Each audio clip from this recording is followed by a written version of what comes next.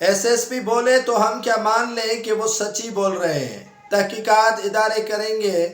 मावरा अदालती कत्ल तो हुआ, उसकी तहकीकात कौन करेगा। रजा जंगेजो को कत्ल किया गया, उसकी बहन के सामने, उसकी बहन के साथ क्या उन्होंने बर्ताव किया, ये उनकी ज़बानी आप खुद ही सुन ले कि वो क्या कहती है। रानीपुर के करीब टूल प्लाजा से आगे सक्खर जाने वाले कराची से आए हुए बहन भाई को पुलिस ने उठा लिया। पुलिस ने उठाने के बाद उन्हें कत्ल कर दिया और बहन को रुलाते रहे। रजा जंगेजो को डकैत बनाकर उन्होंने कत्ल कर दिया। पुलिस के आगे मावरा अदालती कत्ल कोई बड़ी बात है ही नहीं, और ये कत्ल इनके लिए कोई बड़ी माना नहीं रखता। लबकुशाई कर दी। अमजद शेख ने जो एसएसपी सक्खर है उसे डकैत भी कहलवा दिया और मुख्तलिफ वारदातों में मुलविस भी कहा, और 15 से 20 एफआईआर भी इनके ऊपर दाखिल करवाने की दावा भी किया। लेकिन सवाल ये आता है कि आपको अख्तियार किसने दिया है कि आप लोगों को कत्ल करें। आपको अख्तियार किसने दिया है कि बहन के सामने भाई को गोलियों से छलनी करें और बहन को रुलाते रहें।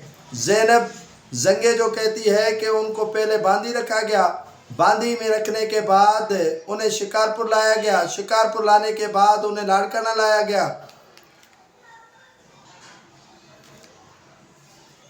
लाड़काना के बाद उसे फिर शिकारपुर और शहजाद कोट का चक्कर भी लगाए गए, लेकिन उसे नहीं बताया गया कि तुम्हारा भाई जिंदा भी है या उसे मार दिया गया है। दिलासे देते रहे पुलिस एहलकार, लेकिन उनको भी ये भी थ्रेट देते रहे कि आपके ऊपर चर्च लगाया जाएगा। जो सामान उनसे छीना गया पुलिस ने वापस ही नहीं किया और पुलिस अपनी कार्रवाइयों में मगन रही।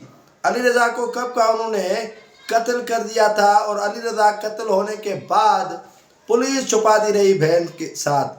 बहन समझ गई कि उनके भाई जिंदा नहीं है। अगर भाई उनके जिंदा होते तो यकीनन बहन के साथ होते। पहले बांदी जो डिस्ट्रिक्ट नवाबशाह है वहाँ रखा गया, उसके बाद शिकारपुर, शहजाद कोट, और उसके बाद जो है वो शिकारपुर के साथ साथ लाड़काना दड़ी थाना में भी उसको रखा गया। किसको? ज़ैनब जंगेजो, उसकी बहन को।